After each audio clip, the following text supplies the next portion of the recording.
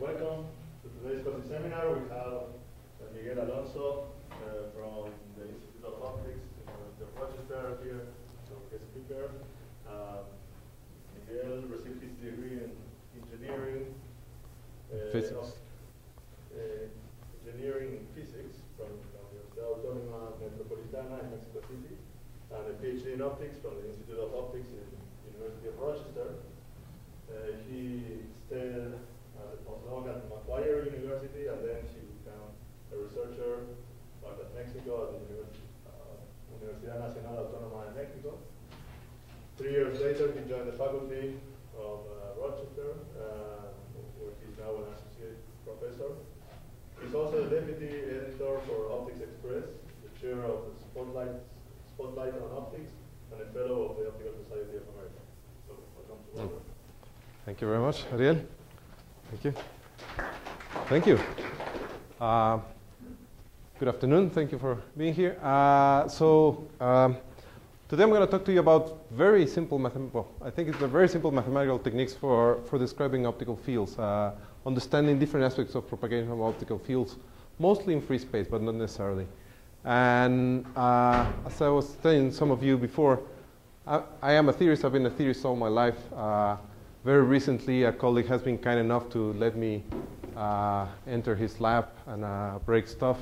So I'm very thankful for him. We've been trying to implement some measuring techniques that come out of some of the theory. And these are so simple techniques that even a theory and his student can put them together in a few months. But mostly I'm going to be talking about the theoretical part. So there are going to be 3 parts to the talk. The first part is going to be about focus fields and polarization. And the other 2 are going to be about the connection between the ray and wave models of light. And 2 very different approaches for understanding this connection. One more suitable for coherent fields, which is based on dressing the rays with a wave contribution. And the second one, more suitable for partially coherent fields, is based on these things called Wigner functions. So let me start with the first one. How many of you know about polarization, Poincare sphere, etc.? All right, very good. So normally we think of a field, well, in the old days we thought of a beam as having a fixed polarization because we send it through a polarizer, uniform polarizer. But recently there's been interest in fields where the polarization varies depending on where you are in the field. So we have radial polarization where if this is the optical axis, the electric field oscillates away from that axis on planes containing the axis, or azimuthal polarization, where the field oscillates perpendicularly to radial lines, or linear combinations, for example, this spiral polarization, ratchet polarization. So as we know that at each point, in the more general case, the polarization describes an ellipse that can be fully described by 2 angles, and those we can think of them as latitude and longitude in a sphere. That sphere characterizes polarization. So this is called the Poincare sphere. The equator corresponds to all the linear polarization. So this end here is vertical, horizontal, minus 45 degrees. And the North Pole is circular, right circular, let's say, left circular. And all the northern hemisphere is things that tends to go to the right, elliptical, and same with the opposite with the southern hemisphere. These fields here occupy not one point in the Poincare sphere, but the whole equator. So the question is, can we define even more beams that occupy even more of the sphere, say the whole sphere of the whole surface of the Poincare sphere, and even the whole interior of the Poincare sphere? So let me start addressing this question. And the answer is very simple, is yes. And in fact, most random fields do it, but these fields that I'm going to describe do it in a very nice way. So you all know Gaussian beams and Laguerre-Gaussian beams. So donut beams like this, of order 0 radially and 1 azimuthally. These beams have this donut-shaped intensity profile and have a phase that goes around as we go this way. And they accumulate a Coué phase shift as you propagate. Turns out that if you mix these 2 beams, this one one polarization and this one with a different polarization, and in different amounts determined by this cosine and sine of this parameter gamma, you construct a field that covers the whole Poincare sphere. And it does it in a very nice way. First, it gives an intensity profile that is fixed on the propagation up to the natural scaling and is rotationally symmetric. Depending on this parameter gamma, it takes different shapes. And it covers the whole Poincare sphere according to what is known as a stereographical mapping. This is Dürer's very fancy depiction of stereographical mapping. Should be called what happens a few seconds before the stereographical mapping. This torch really has to get to this point here so that the projection on the ground is a stereographical mapping. So this is a more accurate, less pretty version of stereographic projection. If this is the Poincare sphere, where the North Pole is one of the polarizations we're using and the South Pole is the other one, then the polarizations represented on the transverse plane of the beam is precisely given by this projection of the sphere. So there's, if this is the transverse cut of the beam, there's a ring at which the polarization is going to be, let's say, linear, and at the center is going to be circular with one-handedness, and far away is going to be circular with the other-handedness. So depending on which polarizations we choose, you can have something like this, where you have, say, right circle at the center, left circle away, all possible ellipticities, or you can have the opposite, or you can choose linear polarizations, vertical at the center, horizontal far away.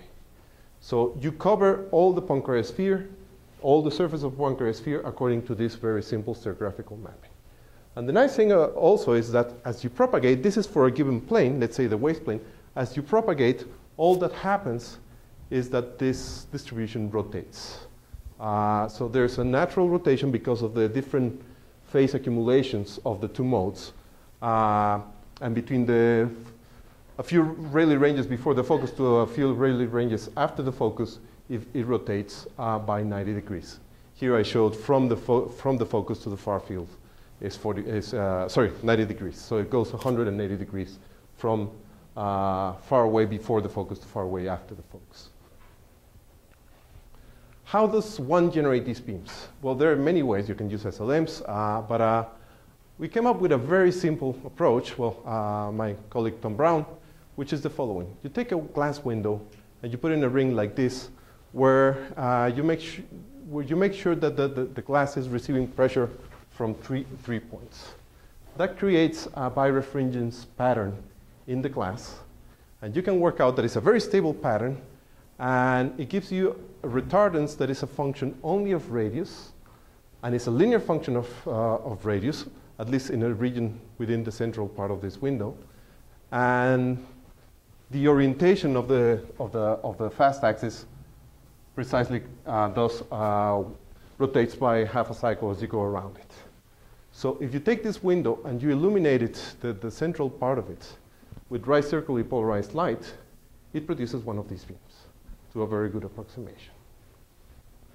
So that's what we did, and the Stokes parameters, which are the projections onto the different axes of the sphere, according to the theory, should stay the same, but just rotate as you propagate from the waist to the far field. Well, here it is to the edge of the Rayleigh range. The rotation is 45 degrees. And this is the experimental data where we see very good agreement with the theory. So you cover all polarization, and that coverage of the polarization stays the same as you propagate, except for a rotation.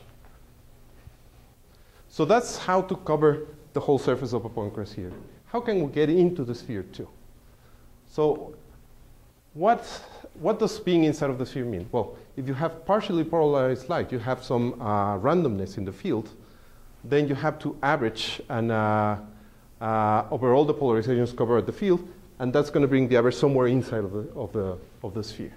So points inside of the sphere correspond to points where you have partial polarization. In fact, the radial coordinate in the sphere is what we call the degree of polarization.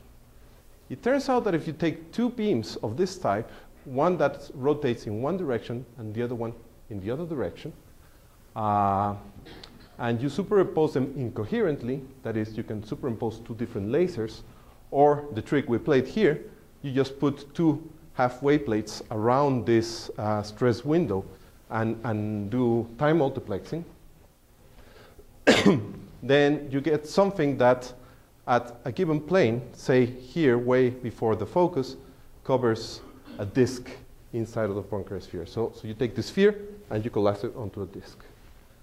As you propagate from here to the waist, what this does is rotates and spans half of the sphere.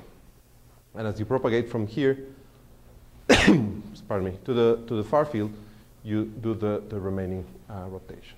So with this construction,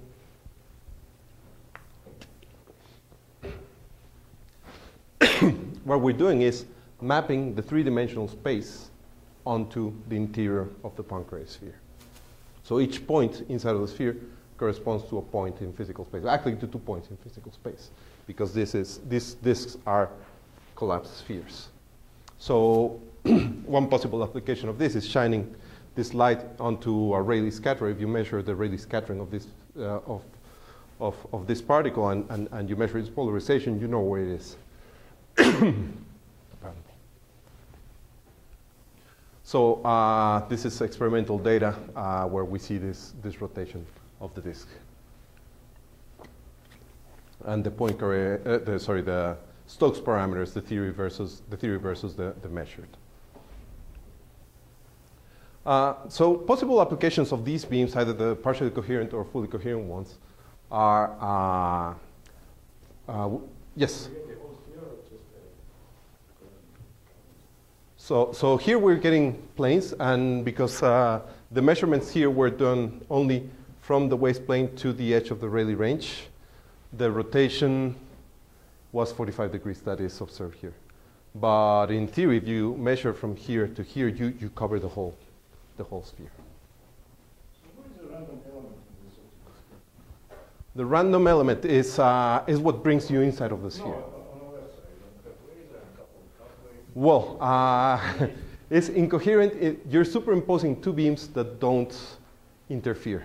So the source itself is random. Yeah, well, you can do it by randomness by having two statistically uncorrelated sources. On this scheme specifically, not in general, I understand the general concept. Here you don't have any random elements. How you create partially coherent beams? Because you never have the two beams coexist in time. So if your integration time in the CCD is longer than the time that it takes you to flip from one mode to the other, then the resulting pattern is going to be a coherent superposition of this beam, which corresponds to these elements on, and this beam, which corresponds to these elements off.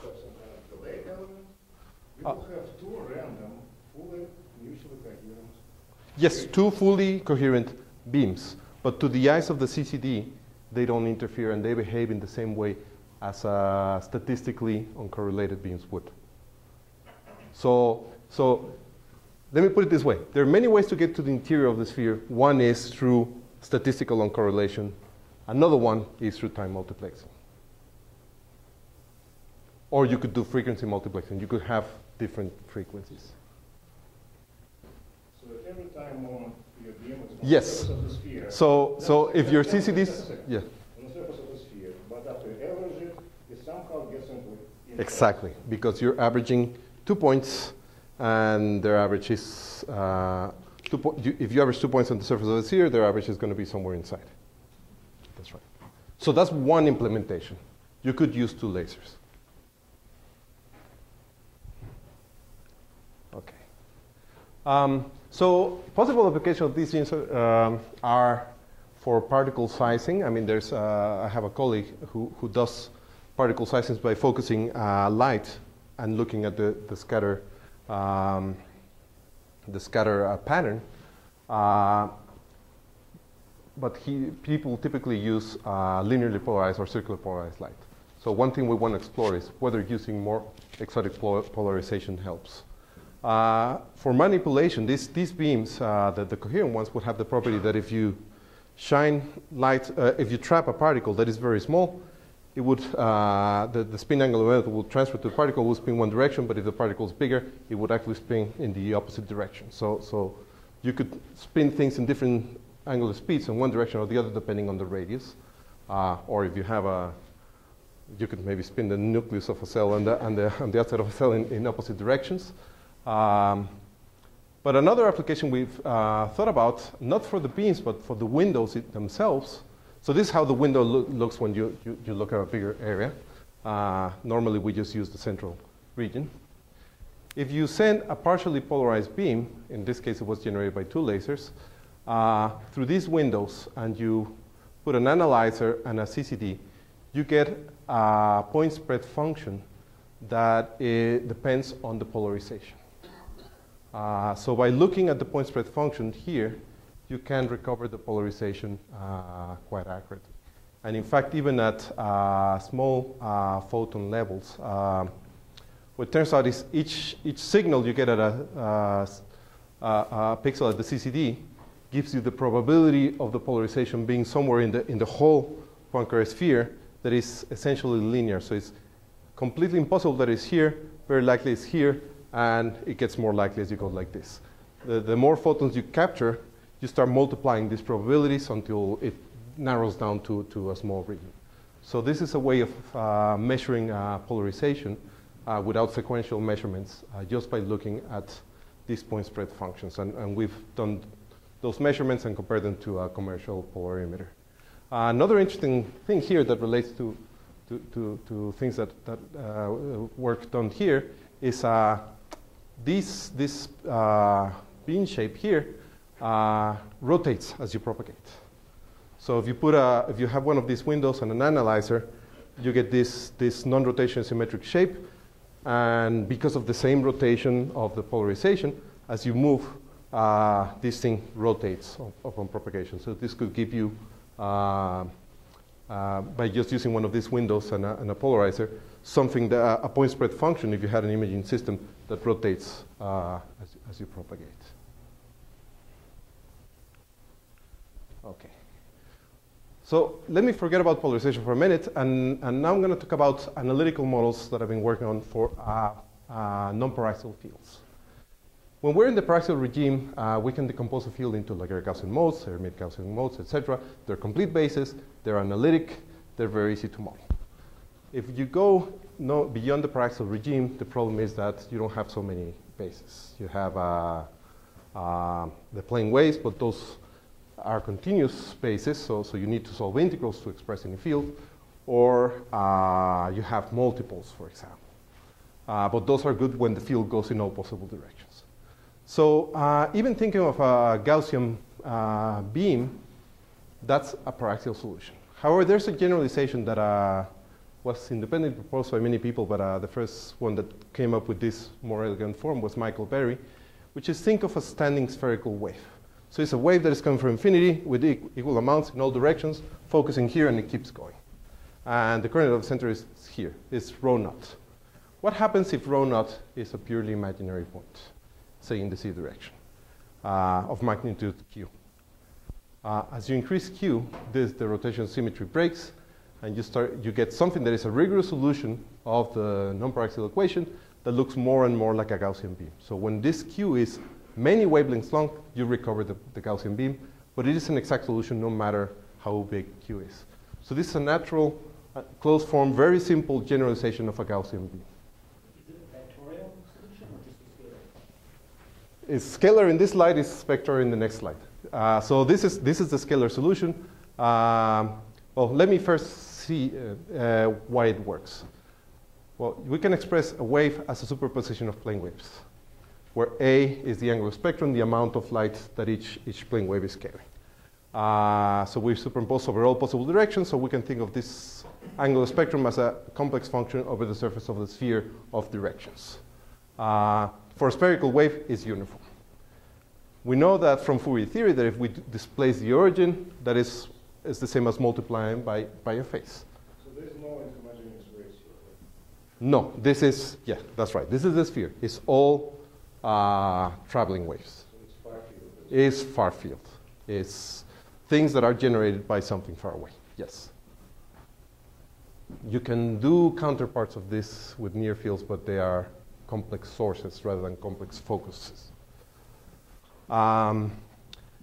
If this displacement is imaginary, then this exponential becomes real. And what happens essentially as you crank up this q is that you're weighting more the waves that are going forward and suppressing the ones that go backward. And in the limit, this is a Gaussian distribution. Now, you can do this with electromagnetic fields. Of course, there's no spherical waves for electromagnetic fields. There's this, because the polarization has to be normal to the surface of directions. These are transverse waves. The Airy theorem tells you that you cannot have a uniform distribution.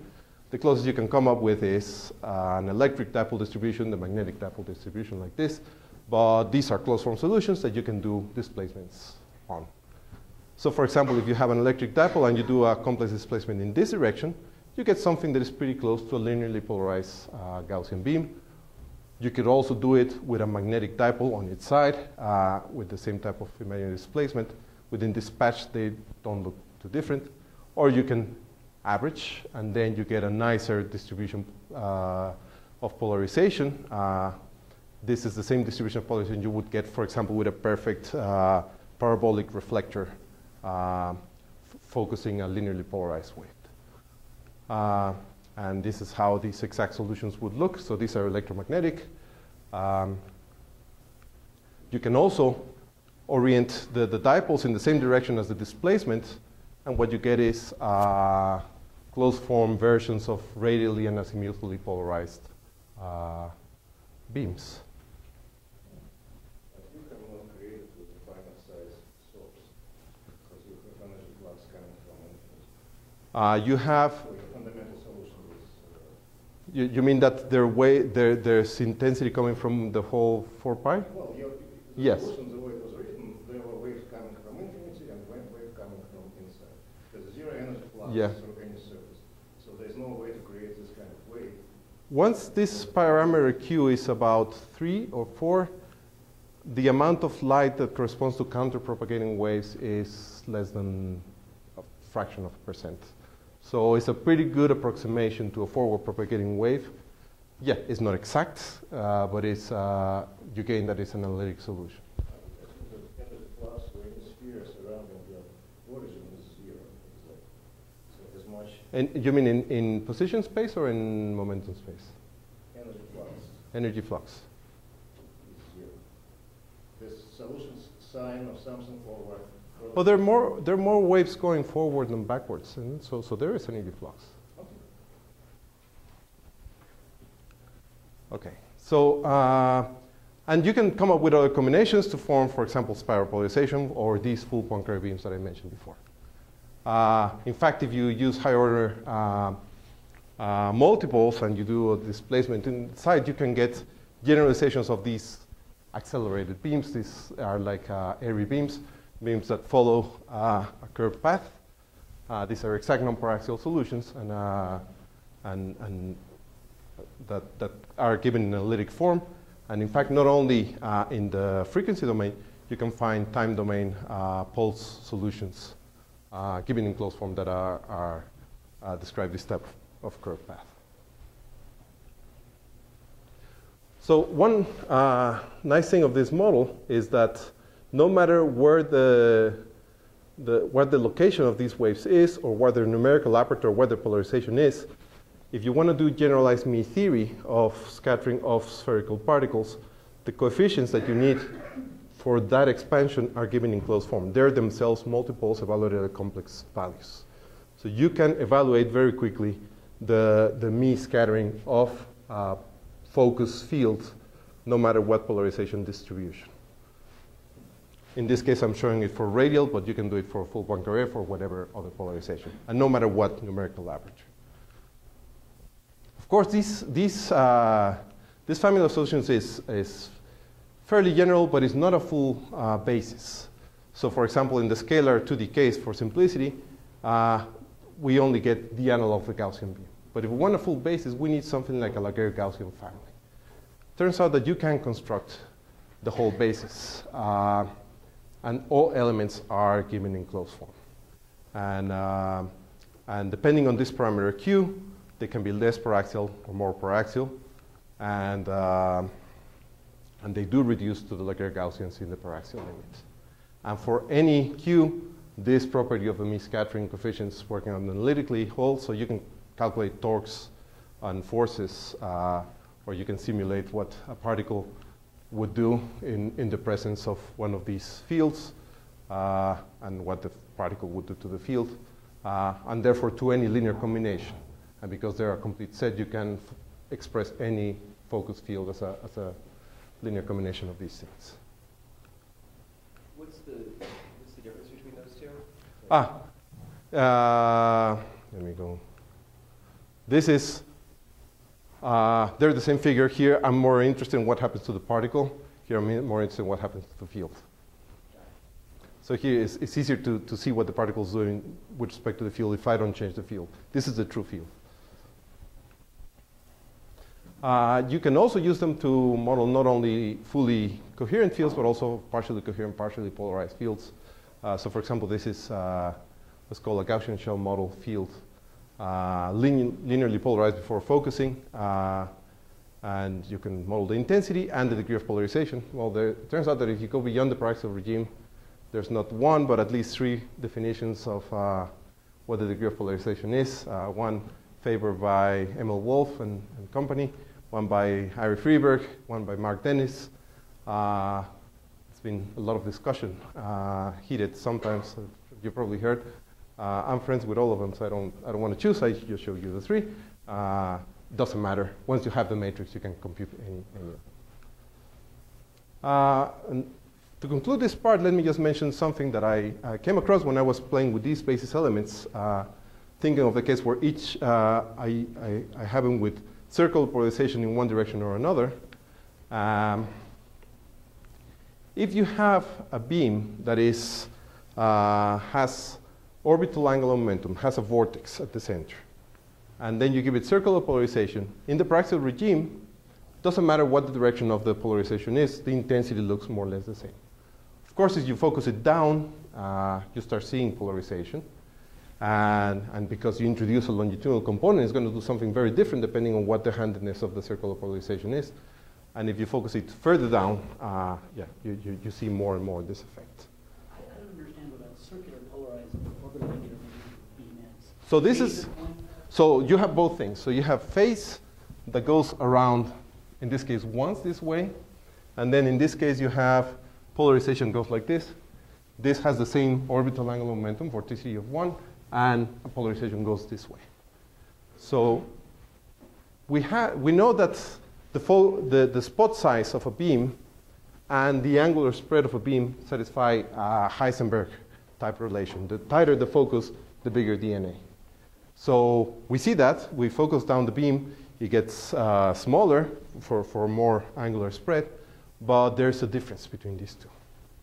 Yes? Just on the direction of the phase graph is with the handedness. In one is with. And one is against. And one is against. That's the key. And that's what makes this very different. Okay.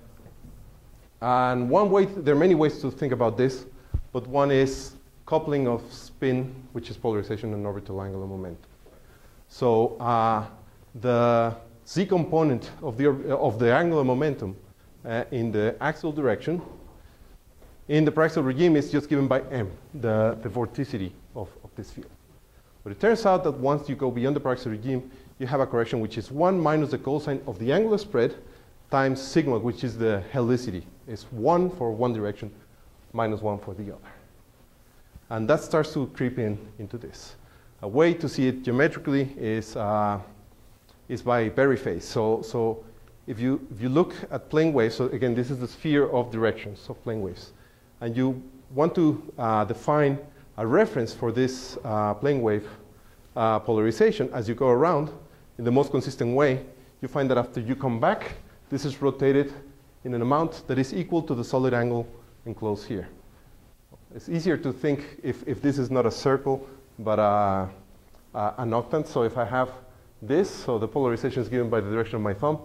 I go like this, I go like this, and I go like this.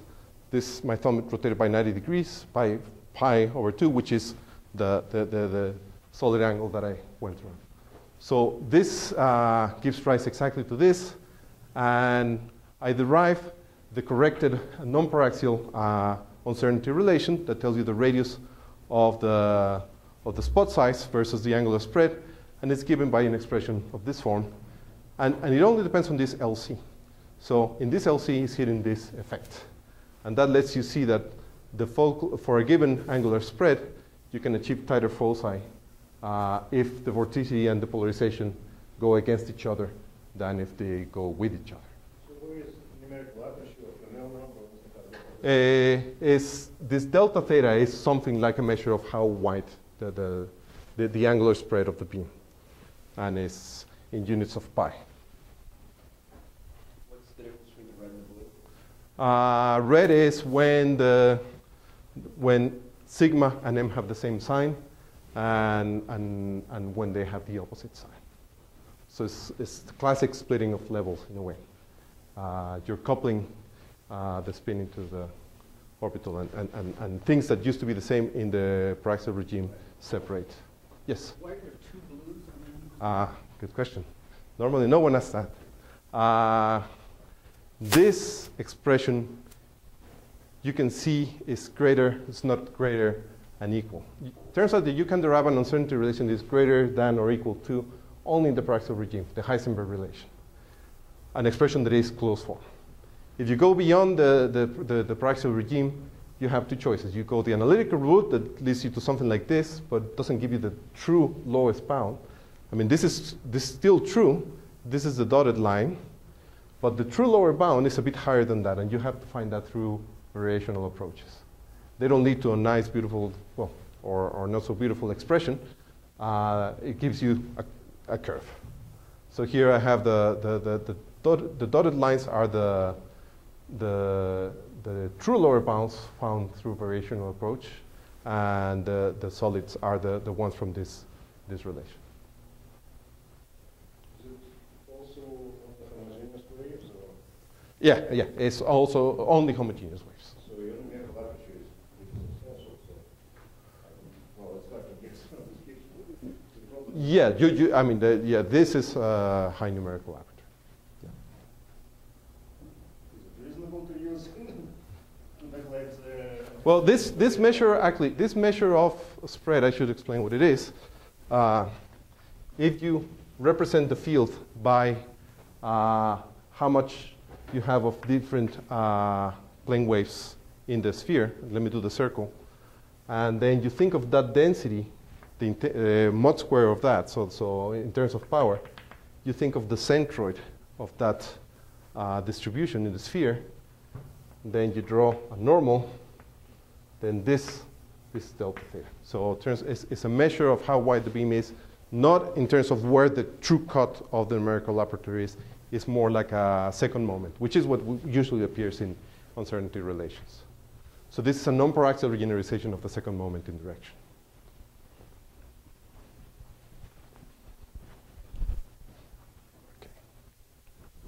So it turns out that you can even explain this in terms of rays, in this case for a Bessel beam. Bessel beams have a caustic that is a cylinder. So all the rays that form a Bessel beam are rays that touch that cylinder at a given angle. And of course you have two parameter families of rays. So this displays in this direction, but also you go around. And of course the quantization of the Bessel beam is because the phase of this ray after I go around has to be the same. So here I represented phase by a color, and it has to close on itself. So at any point, two rays that are nearby, they have to have the same color if I look at a plane that contains the two of them. If you have electromagnetic waves with circular polarization, you cannot represent a ray like this. You have to represent it like a barber pole distribution. The phase of a ray depends on where you look at it from. And doing the same matching condition, you can see that depending on whether this twists this way or this way, the radius of a caustic is going to be bigger or smaller.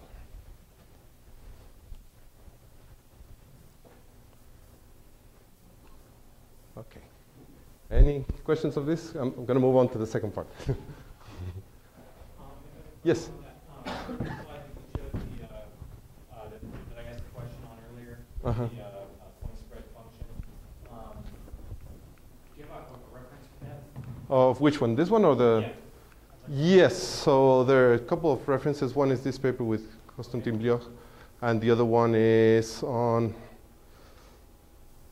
this paper. I can give you the references. Okay, thank you. Okay, so Now I'm going to talk about the connection between rays and waves, and two approaches to understand this connection. Of course, ray theory is much older, and it was inspired probably by scenes like this, where light clearly seems to travel in straight lines.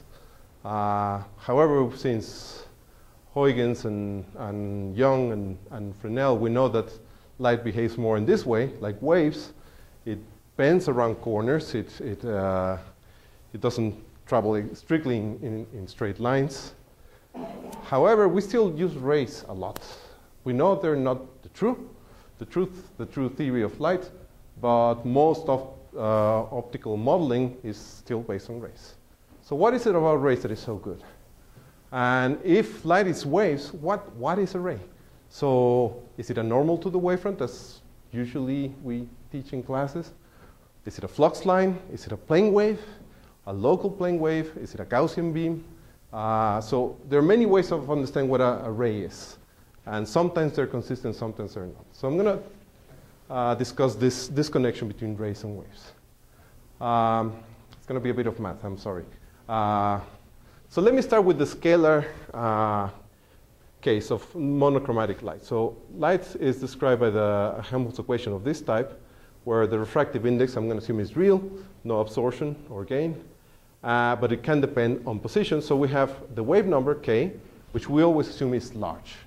We know that one way of getting to ray optics is through the small wavelength limit, large compared to something else. And if the refractive index is not a constant, then rays are not necessarily straight lines. What I'm going to describe here would apply also to other equations, by the way. So for example, in Schrödinger's equation, we can do all the same mathematical treatment. Instead of having a refractive index, we have a potential that will make classical trajectories. Instead of rays, we have classical trajectories. They make them curve. And we have a parameter, in this case, h bar to the -1, which is large. It's much larger than other things with the same units. So the same mathematical techniques that are applied here can be applied here. OK, so the simplest way to understand the connection between rays and waves is by assuming that the field is a slowly varying amplitude and e to the ik a phase. And what you do is just plug that into the wave equation. You use the chain rule, and you find that there's a prefactor you can neglect, and you have 3 terms. And if the wavelength is very small, this term is much bigger than this, is much bigger than this. So these 2 real terms give rise to this expression. This part here looks familiar. Anyone knows the name of this part here? Is the Eikenel equation. From there you can derive the whole of ray optics. So this part is the part that gives rise to ray optics. However, there's this correction here, proportional to 1/k². And what that does is, if you have, for example, a focus, and you draw lines, you solve this parametrically, you find lines that are headed towards the focus, but don't cross. This turns them around from each other. It turns out that these lines are not rays, they are flux lines. And flux lines do not cross. You have one flux direction at each point. So rays are not really flux lines, because rays don't do this. If you did the same game in the Schrödinger equation, this would give you not classical mechanics, would give you Bohmian trajectory. So Bohm had this interpretation of quantum mechanics where there's a pilot wave that moves the particle around. These would be the particles, the path that those particles would follow. So maybe you take only one pair? Sorry? There are 2 terms to one. This one? Yeah. This one is, I didn't put this here because it's purely imaginary. So I separate real and imaginary part. That term, well, if we neglect this, then we have the Eikenel equation, we have the rays. This term gives you the transport equation. Tells you that each ray, in a way, carries a given amount of power. So if you neglect this term and use these 2 equations, from this you derive all of geometrical optics. This tells you how much power is carried by each ray. And you get to a very simple model of how a wave field propagates in terms of rays. The intensity is proportional to the ray density, so the amplitude is the square root of the intensity, and the phase is just the optical path length. And that's what we usually do. Rays, in this case, are normal to the wavefronts, except that here the ray density is infinite. This breaks down completely. So this works very well if the rays are nicely spaced, but if they focus down, it fails. And it doesn't have to form a perfect focus. If you have an extended caustic like this doesn't work. Notice that in this interpretation, rays are like infinitesimal conduits of power. So the effect of a ray is only felt where the ray is. Over here, I don't care how much light this ray is carrying. So if you want to model the field here, this is hopeless. Only where the field is, the rays are nicely open, does this work. So what do you do here? Well, an option, when in doubt, Fourier transform. I mean, if something doesn't work, try the Fourier transform. So how about we say the Fourier transform of the field is an amplitude times a fast phase. And you throw that into this equation. The math is way more messy. But at the end, you find that at the top order, you have the same rays. You get the same equations for the rays. And that's remarkable, that you did very different treatment, and you get the same behavior for the rays. But the expression for the field in terms of the rays is very different. Now, each ray is associated to something like that in free space is essentially a plane wave. So each ray is not just at where the ray is, it's everywhere. Rays are omnipresent. And if I want to measure the field here, I care about what this ray is doing. A little bit, but I do. So in this case, to model the field here, I would turn each one of these rays into an infinite plane wave, and I would get a very nice model of the focus field, which, for example, we know from the cover of Principle of Optics, is exactly what is done in this case, is what is known as the Richardson-Wolff theory of focus light is based precisely on this model. So this works beautifully in these regions. But it fails at something that we can call direction caustics, where rays are locally parallel. If our rays locally are going in the same direction, we have an infinite amount of power going in a given direction, and there's a singularity in the Fourier transform, not in the field. So we have something that works very well in one situation, something that works very well in another situation. Can we find a compromise? So rays are either exactly just where they are, or they are everywhere. How about, they're sort of in a region around the ray. So how about we construct something that is, say that the ray, this red line here, occupies some region. Well, the field contribution occupies some region. And we put a Gaussian that localizes the field. So I put a Gaussian.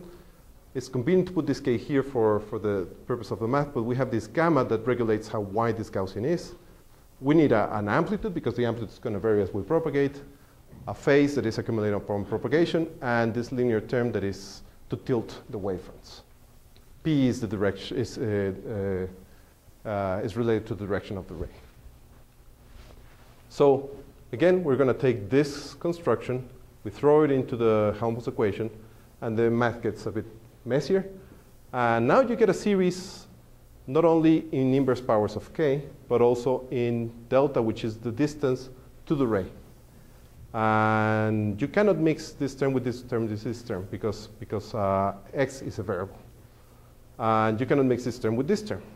So the best thing you can do is say, okay, I'm going to set these two to 0, and that gives, again, the same ray equation. So what makes, in my opinion, the ray optics so robust is that you can take limits in a bunch of different ways, and you always get to the same rays. What they mean is different, but the rays are the same.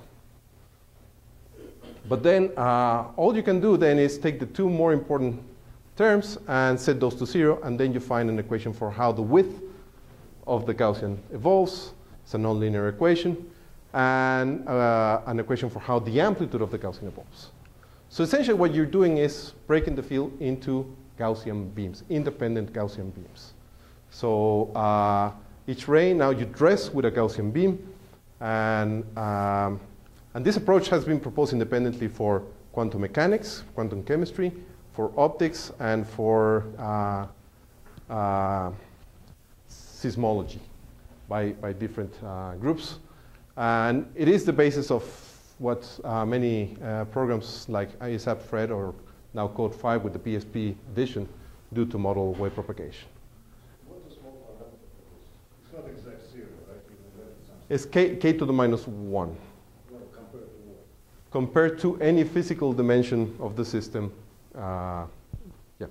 So, It is better than geometrical optics, right? sorry? But it is better than geometrical optics. It is better than geometric because it doesn't. Geometrical optics has the same small parameters. Yeah. So Yeah, but this geometrical optics fails catastrophically at foci. Things like Richard and Wolf fail catastrophically when you have parallel rays. This one doesn't in any of those situations. There's a compromise. What is small parameter? Because you have a different small parameter. Since one theory fails and another succeeds, there should be some kind of difference. I think geometrical optics doesn't fail because the small parameter is not small. It's well, let me put it this way. The terms here, so yeah, these quantities here are always smaller, multiplied by these are always smaller than these quantities here. Of course, for each term, it looks different. So one has to go and dig in and look at the exact expression for those terms, to get what the physical scale according to the field is compared to the wave. But in any case, this is not what we propose to do. What a colleague and I propose is a variation of this. We never care about one ray on its own. A field is associated with a family of rays. Why should we build a contribution associated to only one ray if we never have one ray? So what about if instead of substituting each isolated ray contribution into the wave equation, we substitute all of them together? So that is the same expression, but with an integral over the whole ray family. If I put that in there, I get the same double series, but with an integral. But there's an interesting mathematical relation. Turns out the derivative with respect to the ray variable, if we see how much this changes with the ray, is proportional to this delta times the Gaussian. That means that delta times the Gaussian is this derivative times some factor. If I take this delta then, associated with this, I turn it into a derivative. I have the integral. I can use integration by parts and send the derivative to the prefactor. If you do that trick, you reduce this double series into a simple series. So we're not using solutions that are independent. These are solutions work together. Each one might be a horrible approximation to the wave equation, but together they work well. And again, the leading two terms give you the same ray equations. But now the next term gives you not a differential equation to the amplitude, gives you a solution to the amplitude, to the leading asymptotic core. And it gives you no constraint on how wide the Gaussian is. So the width of the Gaussian no longer is a function that you have to find. It's a parameter that you can play with. And this turns out to work really well. For example, here, this is a quadratic two-dimensional quadratic gradient index waveguide, nonparaxial. So we have that rays that are initially parallel propagate, they focus, but because it's not paraxial, there's spherical aberration. You start rays that are more external focus faster, have faster oscillations. And after some distance of propagation, there seems to be no connection between the wave field and the ray family. One convenient way to look at this in phase space. So we can parameterize this ray family in terms of where they are and their direction, the sign of their directions, times the refractive index. That's what we call P. So initially, these rays are parallel, so they're all horizontal, so their P is 0, but they span the whole width of the waveguide. The propagation in this medium is, turns out to follow a circular motion, sorry, this way, but the more external points go faster. So you get this initially straight line becomes this yin-yang pattern, and it gets more and more wind up. Vertical points here of this curve are points where two neighboring rays have the same position. That's acoustic.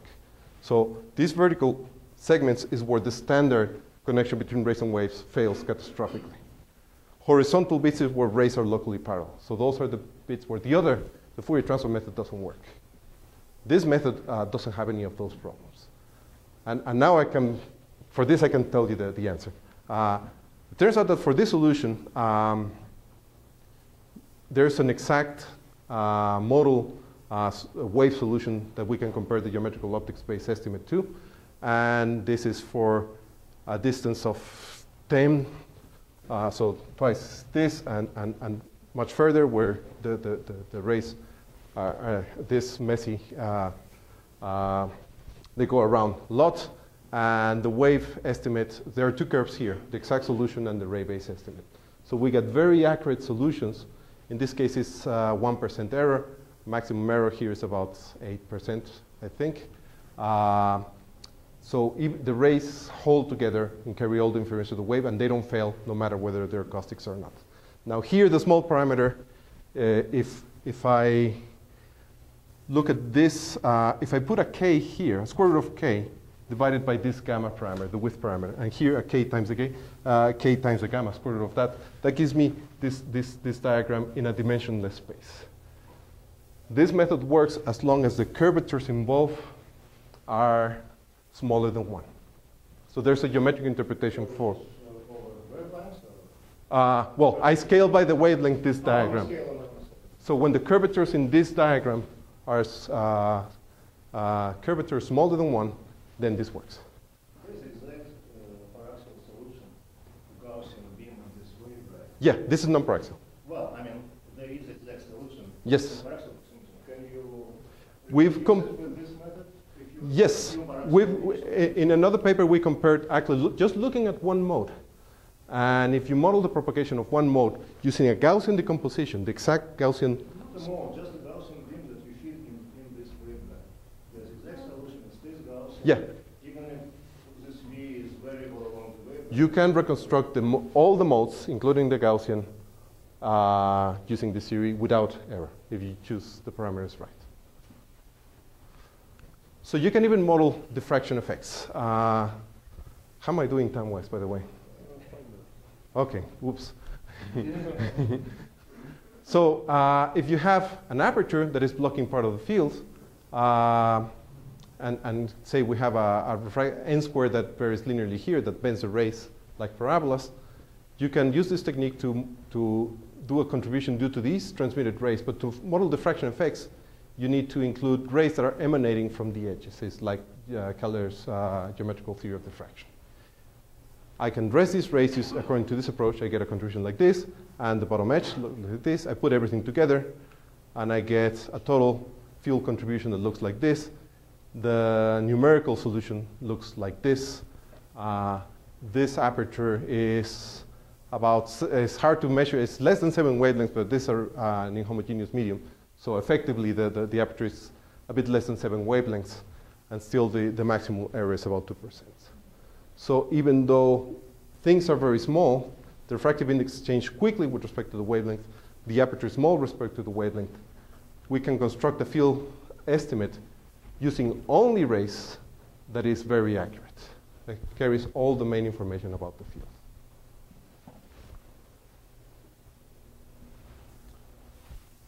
Okay, so I'm going to better move on. If so, Wigner function. Yes. Computationally, what's you compared like the intensity of like the amount of computation that goes into. Well, the beauty of ray-based methods is that, of course, here for illustration, I'm calculating the field everywhere. Right. But if you have a big optical system and you want to do other wave-based methods, you have to calculate the wave field everywhere, from the initial plane to the final plane. With this, you just trace the rays. And at the end, you trace those rays at your final plane to reconstruct the field. So you don't need field solutions everywhere. That's a great advantage. Okay, so I'm going to talk about a different connection between rays and waves, so this is more suitable for partially coherent fields. So we know a coherent field in the frequency domain satisfies this equation, let's say in free space. And if we want to propagate it, we know at an initial plane, we have a propagator Rayleigh-Sommerfeld or whatever, and we can find it anywhere else. That is, to know the field everywhere. If the field is going from left to right, we just need to know a 2D complex function. That is, 2D real functions. If the field is partially coherent, to within the second order theory of coherence, all we can talk about is the correlation of the field at one point and the other. And this function doesn't factor out usually into a function of R1 and R2. It satisfies the wave equation on each set of coordinates, so then the propagation requires a quadruple integral. So we need to know a 4D complex function to know the field everywhere. There's two cases where this 4D function reduced to a 2D function, which is what I mentioned, if the field actually is coherent, or if it is, in some limit, what we call a quasi-homogeneous field, where it factors as a slowly varying intensity and a highly localized degree of coherence. So it's a function of the difference and the average of the 2 points. In these two cases, to characterize the field, we just need to know the field and 2 planes. In this case, then we can do something like Gershberg and Saxton to determine the field. In this case, well, we just measure the field here. That gives you Ci. This one, we fully transform it, and we get the mu. How do we measure coherence? Well, there's many ways. The classical one is, or the canonical one is using Young's two-pinhole experiment. So I want to know the coherence between this point and this point. I put a plate with 2 pinholes, and I measure the visibility of the fringes, and that gives me the degree of coherence. Of course, that's very slow, because if I want to characterize this 4-dimensional function, I have to move each one of those 2 pinholes independently over the whole plane. So there are tricks where you use many pinhole arrays at the same time. Of course, that only works if the field is quasi-homogeneous, or more sophisticated interferometric techniques. There's many. This is just one. Now, let me talk about partially coherent light using a representation called the Wigner function. So this is akin to a musical score. Wigner function lets you represent any signal in any space in terms of the variable of that signal and the Fourier conjugate variable at the same time. So this is like music, where we have time and frequency. Normally, we have either time or frequency, or in quantum, only position or momentum. In optics, we know that if this is transverse position, this is transverse direction. There are the 2 Fourier conjugate variables. So for a paraxial field, the Wigner function behaves like a radiance or a ray weight distribution. So it's a function of where a ray is and where a ray is going. P determines the slope of this ray.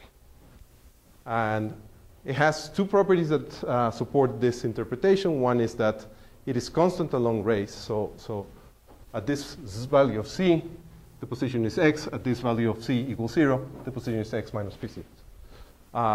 And also, if I integrate over all directions, so if I take all the rays that go through a point and integrate it, I get how much light is there, what we call the intensity or the irradiance.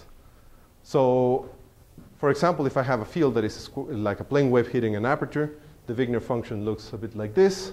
And what the second property here tells me is if I integrate vertically over all p, over all directions, I recover the intensity of the initial field, which is, in this case, at this initial line. And what the other identity tells me is propagation is given just by a shearing of this phase space. And at each degree of shearing, if I project it, I get the intensity at a different propagation distance. So to support this interpretation here, I just drew lines, straight lines, rays, that are white if their Wigner function is positive. Turns out that the Wigner function can be negative. That's what this red labels here. They're black if the Wigner function is negative. And I just put them one on top of each other. And you recover the field interference pattern just by drawing lines. So with partially coherent light, if we think of, for example, a quasi-homogeneous field, it's easy to see how the coherence, spatial coherence, relates to the spread of the rays. Turns out that the Wigner function of this type of field, the directional dependence is just the Fourier transform of the coherence. So if I have a field that is very spatial incoherent, it's going to split into rays that go into a broader range of directions. Very coherent is more collimated. Let me skip that. So this supports radiometry, this theory of radiometry, which is a very primitive model of light propagation, but that is used in illumination, for example, where you just use rays and you give them a weight, and you propagate them and you integrate and you get the intensity. Of course, it doesn't model diffraction. However, one can find simple approximations for diffraction. At the lowest order, if I have the Wigner function for a ray that doesn't hit an obstacle like this, it just keeps going. If it hits the obstacle, it stops. But if I want to include effects of diffraction, a simple approximation is to think of the rays that hit the very edge. They have a weight distribution. And I think of rays, remixed rays that come out of that edge. And this distribution is related to this distribution through simple math. So it turns out that this gives a very simple correction to radiometry that accounts for diffraction effects. So how can we measure coherence? One way is through phase-space tomography. If we measure the intensity at many planes, well, we're getting essentially many projections of this Wigner function. We know from tomography that if we have many projections of an object, we can reconstruct that object. And then from this, we can reconstruct the coherence. However, this requires a measurement of the intensity at many planes. There are many other methods.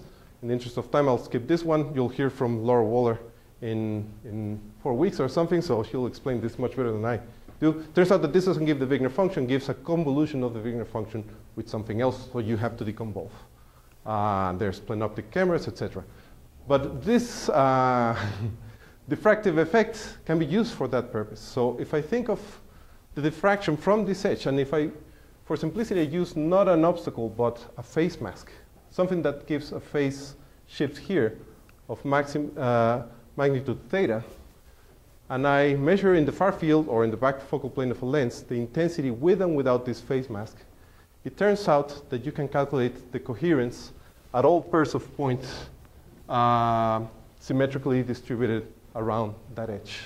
So by making just 2 measurements, you get a continuum of coherence measurements. And this is based on this duality between the range of directions and the coherence width. So we actually went to the lab, and this is so simple that even I could do it. So we just use a cover slide to make it more simple. We don't know exactly what phase that transmits, so we twisted at different angles to try different phase shifts. And for each one of those, we get a signal like this. And from each one of them, we can reconstruct very consistently the coherence of the field at a continuum of separations. You can do the same thing in 2 dimensions. We're just doing this. Here we use an SLM. An SLM we extracted from one of these things. And you can recover the cross-spectral density at all pairs of points symmetrically located around a central point. So you get a 2-dimensional distribution from just 4 shots. So I'm going to really go fast here. The Wigner function is only valid in the paraxial regime, but we've defined one that is not. We've defined a generalization of the Wigner function that is exact no matter how nonparaxial the field is. So you recover the same interpretation that shearing corresponds to propagation in free space, and you get the marginals giving you the intensity. So this lets you, for example, extend phase-space tomography into the nonparaxial regime. And you can model other things, not only intensity, polarization, Poynting vector. These are those degrees of polarization calculated now with the Wigner function. You can go across interfaces. You can even model propagation in an isotropic media, or use an analogy and model pulses traveling in dispersive media. If you have an arbitrary dispersion curve, provided there's no absorption, you can define a Wigner function that exactly defines propagation on that. So now the axes are distance, propagation distance, velocity, and time. At any time, if I project this down, I get the pulse. You can choose to have the phase structure or not. Here it looks nicer if you have. There's the pulse, and propagation is just linear shearing, and it gives you exactly the propagation of the pulse. The phase going faster than the group, the deformation of the pulse as it evolves, etc. So you can define, no matter what the dispersion curve is, a Wigner function that determines this propagation. So with that, I acknowledge my collaborators and funding and any remaining questions.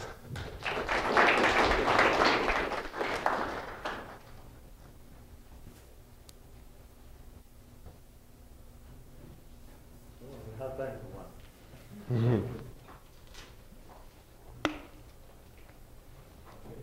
So, Okay. They can ask everything during the.